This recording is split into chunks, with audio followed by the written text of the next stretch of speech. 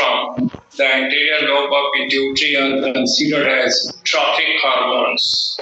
Trophic hormones are those hormones which act upon endocrine part. Trophic hormones ऐसे hormone को कहते हैं जो एक्ट करता है एंडोक्राइन पार्ट पे। तो और ये सारे 6 ट्रॉफिक हार्मोन्स हैं and all these trophic hormones are released only from anterior lobe of pituitary. 6 ही ट्रॉफिक हार्मोन्स हैं, यानी 6 ही ऐसे हार्मोन हैं जिनका टारगेट ऑर्गन कोई दूसरा एंडोक्राइन पार्ट है। नॉर्मली हम लोग कहते हैं कि कोई भी हार्मोन है तो उसका एक टारगेट ऑर्गन होगा, लेकिन अगर किसी हार्मोन का टारगेट ऑर्गन कोई दूसरा एंडोक्राइन पार्ट है तो वैसे हार्मोन को कहते हैं ट्रॉफिक हार्मोन। और 6 ट्रॉफिक हार्मोन्स में 2 हम लोगों ने डिस्कस किया है, ग्रोथ हार्मोन और TSH। अब जो इसमें 4 और रह गए हैं वो आज हम लोग अभी डिस्कस करेंगे। तो उसमें थर्ड है एड्रीनोकॉर्टिकोट्रॉफिक हार्मोन, शॉर्ट में कहते हैं ACTH। It is also called adrenocorticotrophin. Adrenocorticotrophin भी कह सकते हैं या एड्रीनोकॉर्टिकोट्रॉफिक हार्मोन भी कह सकते हैं, शॉर्ट में कहेंगे तो ACTH। इसके बाद जो 4th हार्मोन होगा that is follicle stimulating hormone FSH, also known as gametokinetic hormone। Kinesis में होता है फॉर्मेशन, गैमेट का निर्माण, that's why called gametokinetic hormone। It is also called gonadotrophic hormone because it acts upon gonad। ये gonad पे act करेगा, mail में testis पे और फीमेल में ओवरी पे, तो that's why also called gonadotrophic hormone और इसी को गोनाडोट्रोफिन भी कह सकते हैं।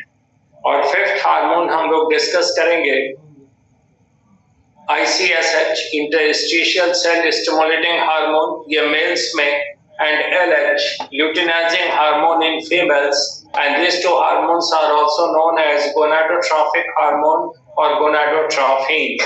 और 6th हार्मोन डिस्कस करेंगे प्रोलैक्टिन, PRL कहते हैं, मैमोट्रोफिन, बिकॉज इसका एक्शन होगा मेमरी ग्लैंड पे और इसका काम होगा synthesis and secretion of milk. That's why it is also called milk stimulating hormone. Milk stimulating hormone भी कहते हैं या लैक्टोजेनिक हार्मोन भी कहते हैं। तो कई नाम होता है एक ही हार्मोन्स का, सब इस पर ध्यान रखना है। तो एनीवे, अब हम लोग डिस्कस कर रहे हैं ACTH, एड्रीनोकॉर्टिकोट्रॉफिक हार्मोन।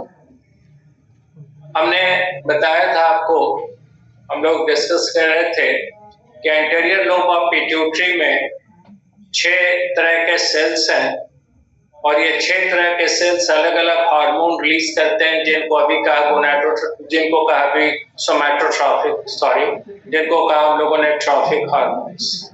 तो ये जो 6 तरह के सेल्स हैं इसमें 2 तरह का सेल, जो सोमैटोट्रॉफ है जो GH रिलीज करता है, और दूसरा लैक्टोट्रॉफ जो प्रोलैक्टिन रिलीज करता है। These 2 are एसिडोफिल्स, ये एसिडोफिल्स हैं। अब अगर सोमैटोट्रॉफ है तो स्टेन करता है, वो कलर लेता है ऑरेंजी डाई से, इसलिए उसको ऑरेंजियोफिल भी कहते हैं। और जो लैक्टोट्रॉफ्स हैं they are stained with azocarmine, acid dye है azocarmine, that's why they are also called carminophils, carminophils भी कहते हैं। So these 2 are acidophils which constitute about 35% of the adenohypophysis or anterior lobe of pituitary।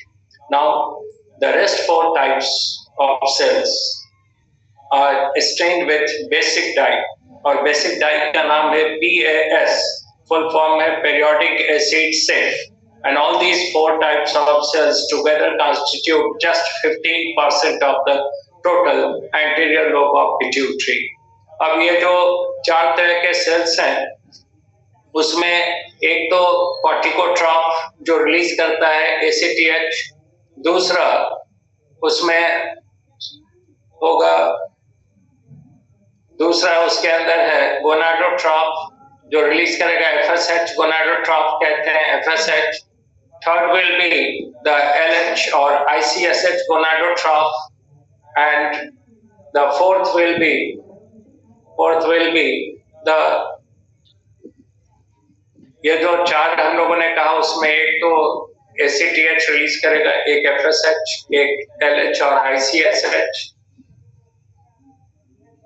और एक thyrotrope जो thyroxine release, TS thyroid stimulating hormone release करेगा. तो अब ACTH, adrenocorticotropic hormone, released from the adrenocorticotrophs, जो बेसोफिल्स हैं, और ये स्टेन करता है PAS से. जितना भी बेसोफिल्स है, चार तरह का all stain from single dye, that is PAS, periodic acid से. तो रिलीज तो होता है ये कॉर्टिकोट्रॉप्स से, जो एंटीरियर लोब में है. अब इसके रिलीज होने में जो फीडबैक है वो फिर दो तरह का हो जाएगा. एक तो डायरेक्ट नेगेटिव फीडबैक, यानी जब कभी भी ACTH का सिक्रीशन कम होगा, whenever the level of ACTH hormone will decrease in the blood, the corticotrophs of the pituitary will become more active. It will release greater ACTH to maintain the blood hormone level. तो ये तो हो जाएगा hypophyseal regulation. Hypophysis यानी pituitary से release होता है, इससे रेगुलेट हो रहा है. और दूसरा हाइपोथैलेमिक रेगुलेशन.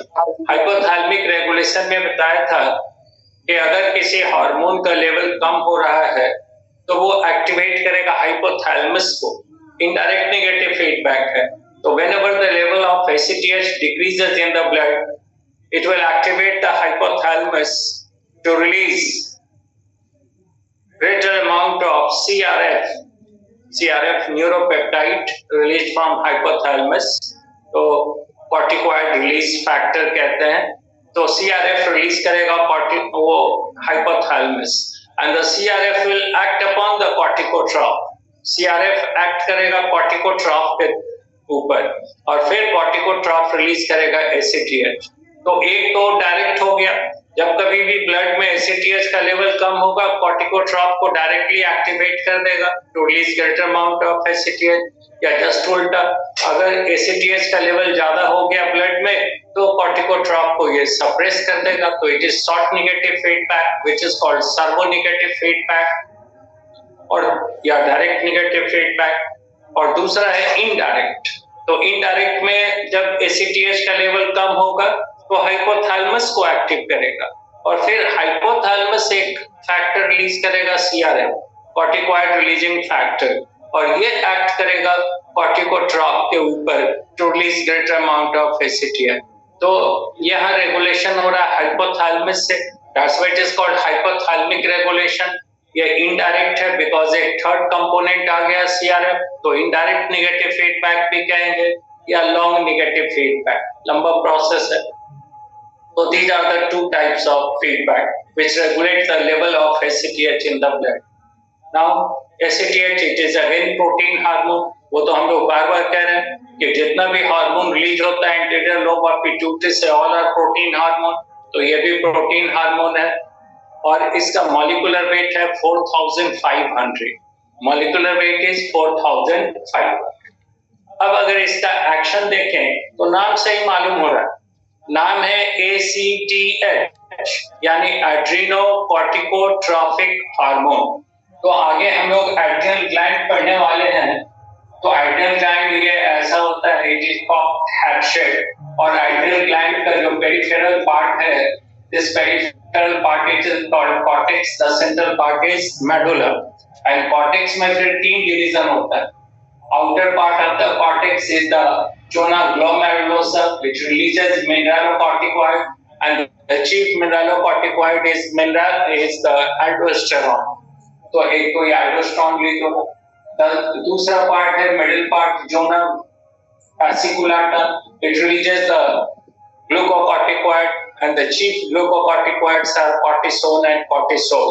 और ये जो इनर पार्ट है zona reticularis, it releases the sex corticoid, and these are the androgens and estradiol.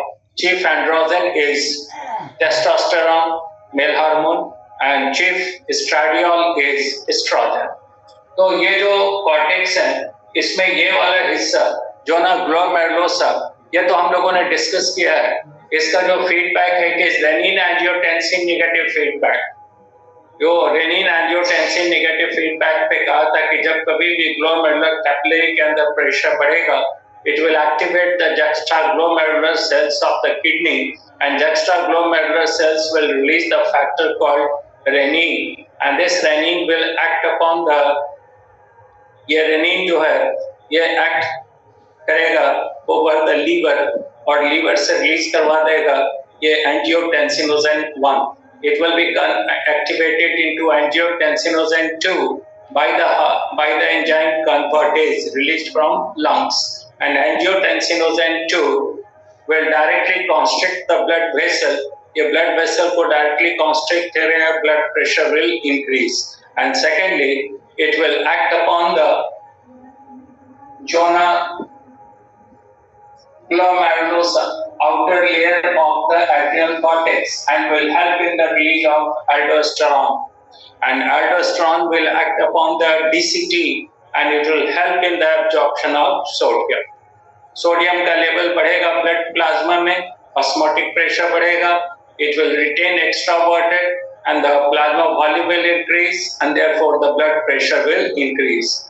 So renin angiotensin negative feedback increases the blood pressure by two ways. First, directly constricting the blood vessels, and secondly, by increasing the plasma volume by increasing the level of sodium under the influence of the aldosterone. तो ये तो उसके अंदर है, लेकिन ACTH का काम होता है जोना fasciculata और जोना reticulariस पे, यानी ACTH के प्रभाव में रिलीज होगा ग्लूकोकॉर्टिकॉइड एंड सेक्स कॉर्टिकॉइड। तो एड्रिनल ग्लैंड में हम लोग इस पर डिटेल बात करेंगे।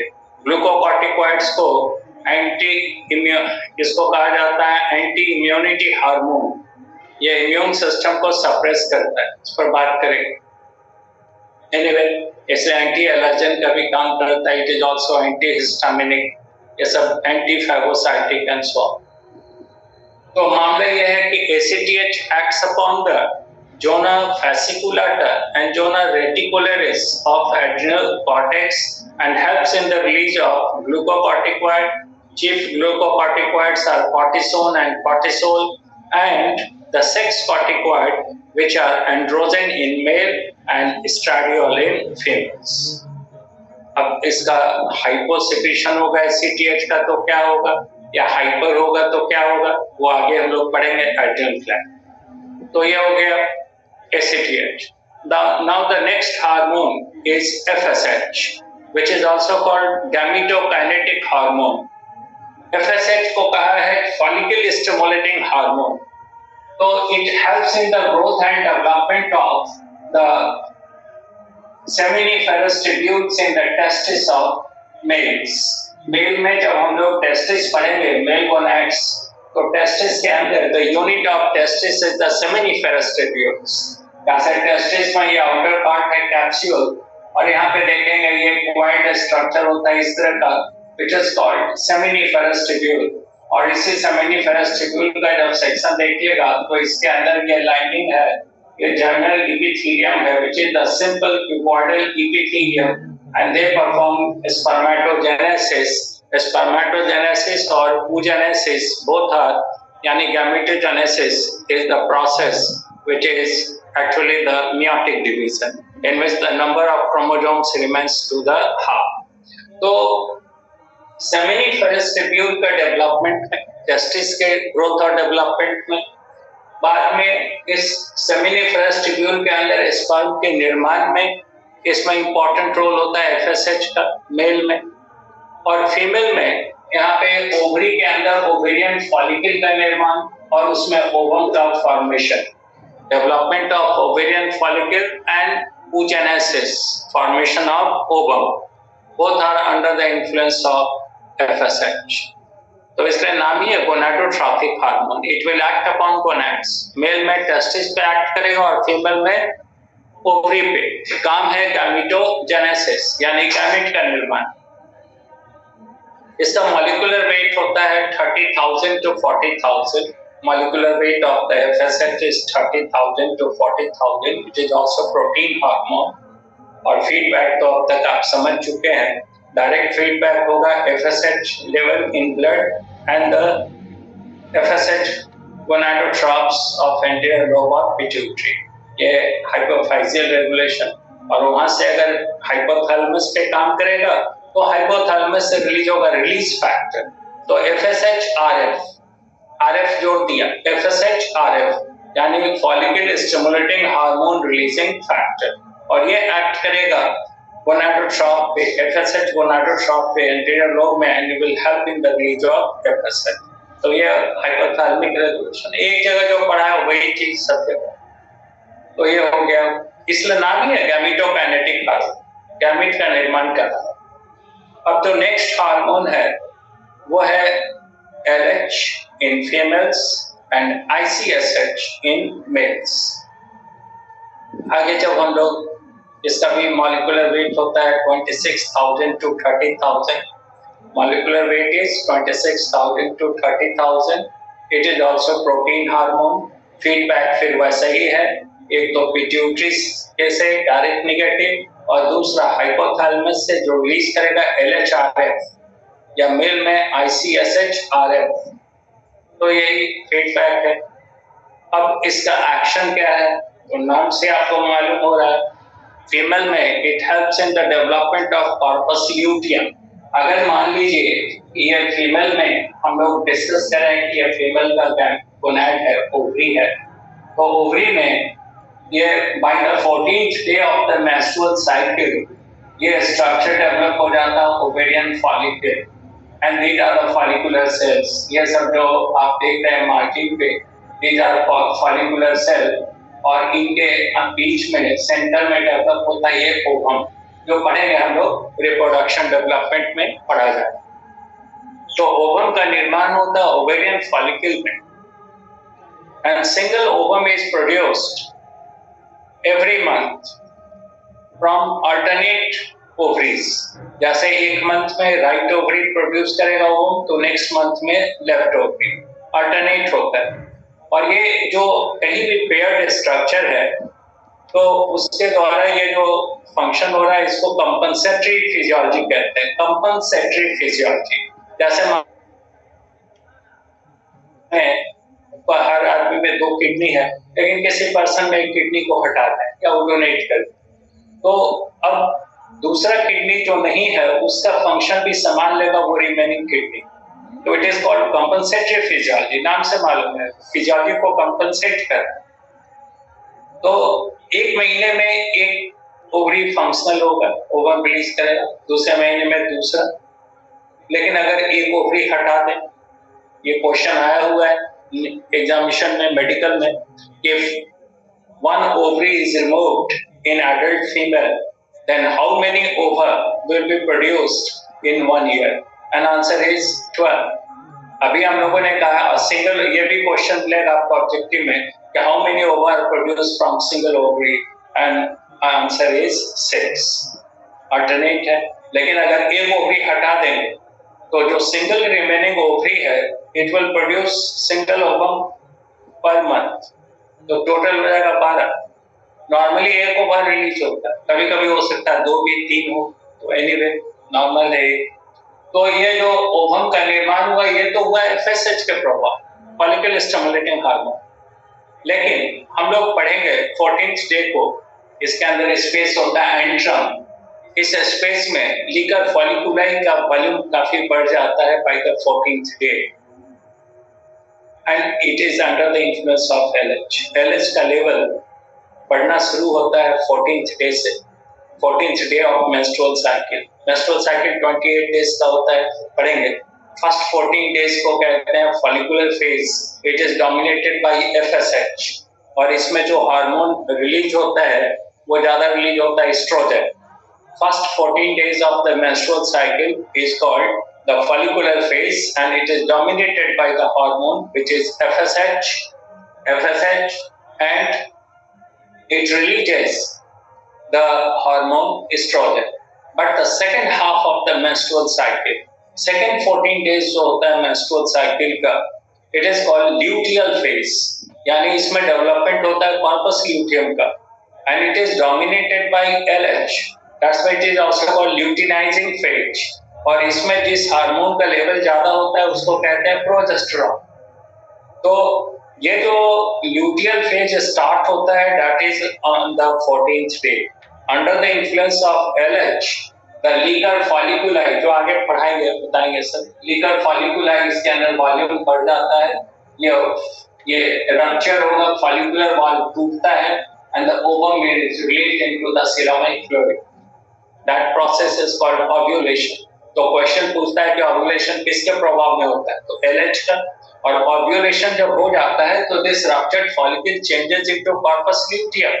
ये कॉर्पस ल्यूटियम में चेंज करता है, धीरे धीरे इसका ग्रोथ बढ़ता रहता है. By the 21st day of the menstrual cycle, इसमें दिन तक मेंस्ट्रुअल साइकिल में कॉर्पस ल्यूटियम फुली ग्रोन होता है.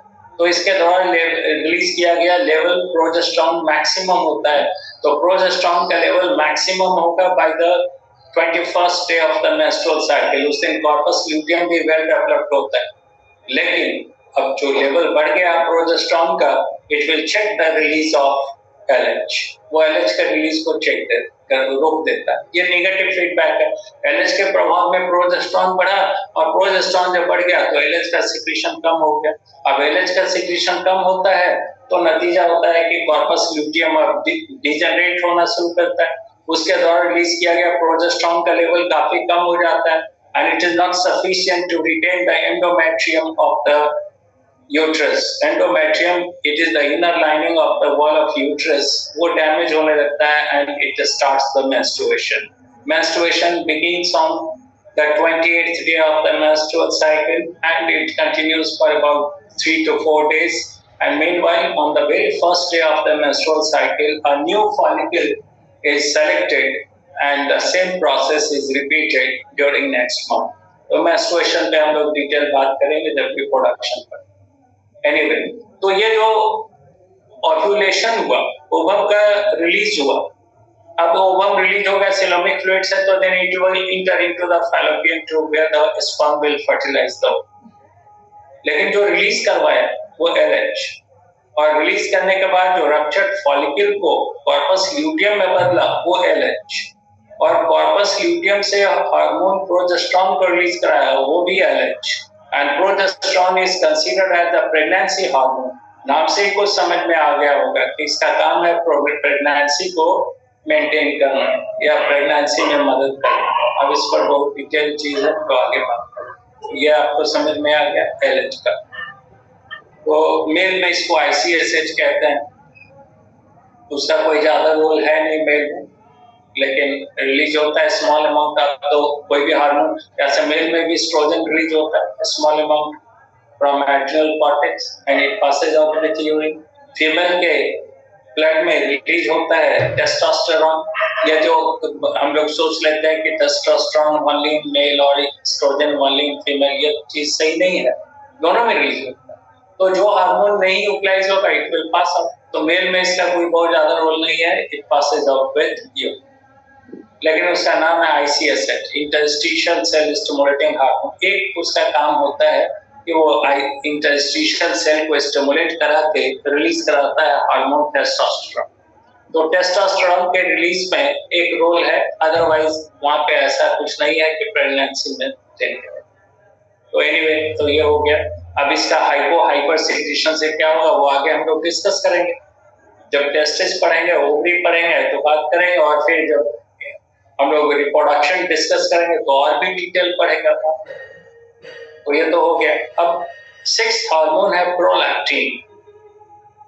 Prolactin which is also called milk stimulating hormone, और मैमोट्रोफिन भी कहते हैं बिकॉज़ मैमरी ग्लैंड पे काम करता है. और it is also called gonadotrophic hormone because gonads पे एक्टिविटी है. तो मैमरी ग्लैंड आगे पढ़ना है, रिप्रोडक्शन में बताएंगे मैमरी ग्लैंड का डेवलपमेंट कैसा होता है। उसमें दो तरह के स्ट्रक्चर्स हैं। ट्यूबुलर पार्ट है which develop under the influence of the estrogen, और जो ग्लैंडुलर पार्ट है it develops under the influence of the progesterone.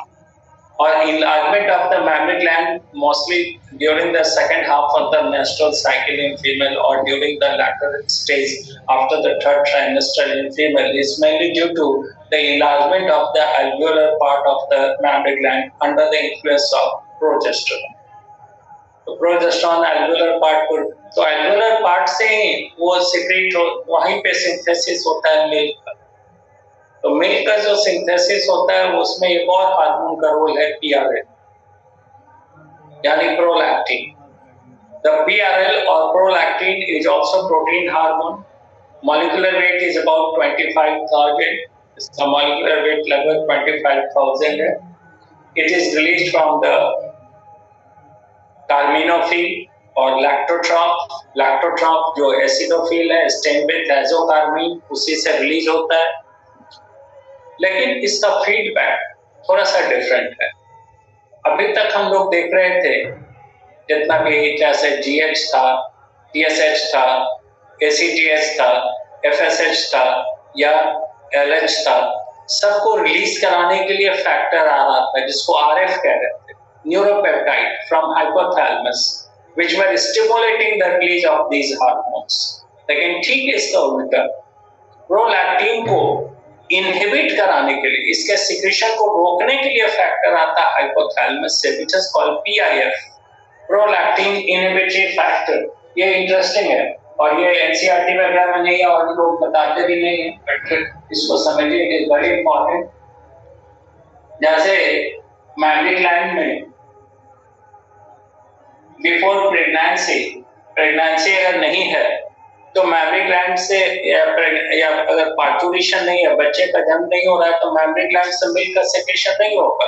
क्यों नहीं होता है?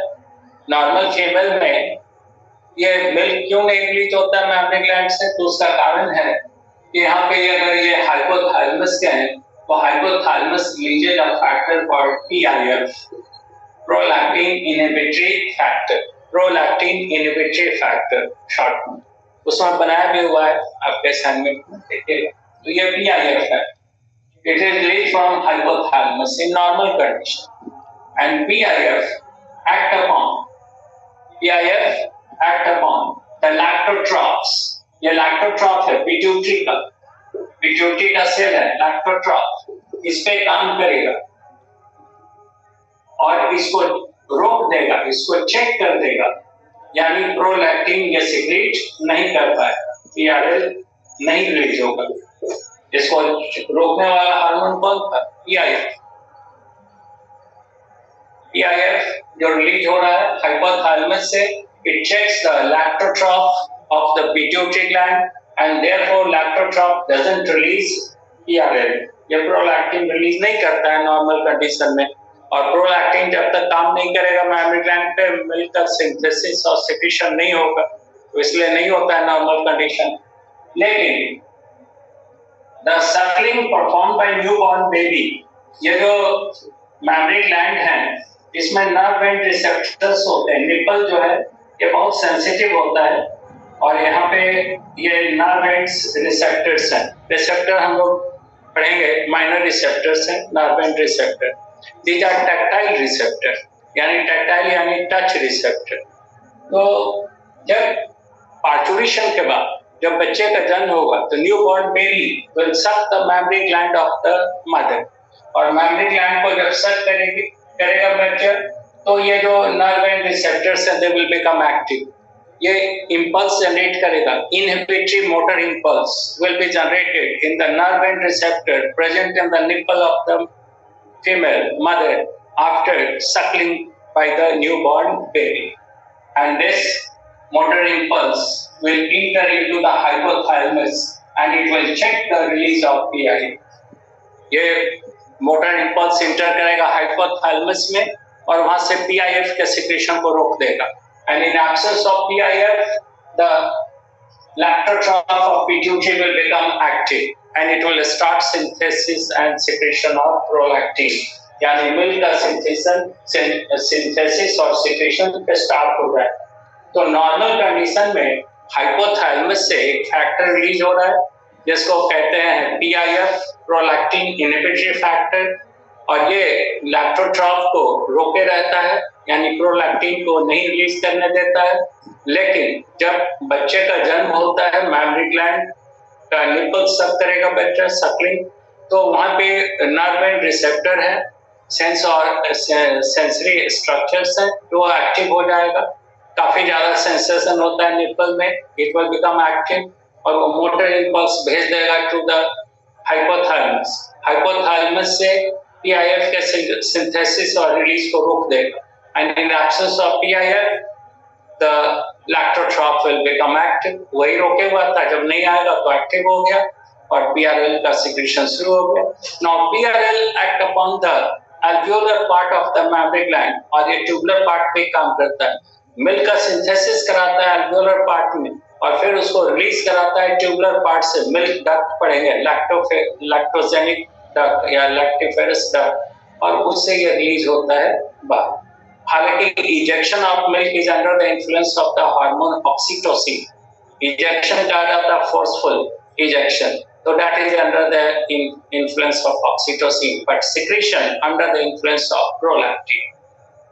तो ये हम लोगों ने डिस्कस किया, इसलिए ये ध्यान रखिएगा कि प्रोलैक्टिन के लिए रिलीज फैक्टर नहीं आता, प्रोलैक्टिन के लिए इनहिबिटरी फैक्टर आता है। इसलिए नॉर्मल कंडीशन में फीमेल के मैमरी ग्लैंड से मिल्क नहीं रिलीज होगा, लेकिन जब बच्चे का जन्म होगा प्रेगनेंसी के बाद तो फिर वो रिलीज होगा। यानी बच्चा जितना सकलिंग परफॉर्म करेगा, जितना मैमरी ग्लैंड के निपल को सक करेगा, मिल्क का सिंथेसिस और सेक्रेशन उतना ज्यादा होगा। यानी मदर बच्चे को जितना दूध पिलाएगी उतना ही ज्यादा दूध का सिंथेसिस होगा या सेक्रेशन होगा। अगर कम वो करते हैं, लैक्टेशन कम होता है, तो मिल्क का सेक्रेशन भी। तो ये तो हम लोगों ने 6 हार्मोन डिस्कस किया। अब 1 मिनट ब्रेक के बाद डिस्कस करेंगे हम लोग MSH, मेलानोसाइट स्टिमुलेटिंग हार्मोन, और फिर 2 न्यूरो हार्मोन है उस पर भी बात करें।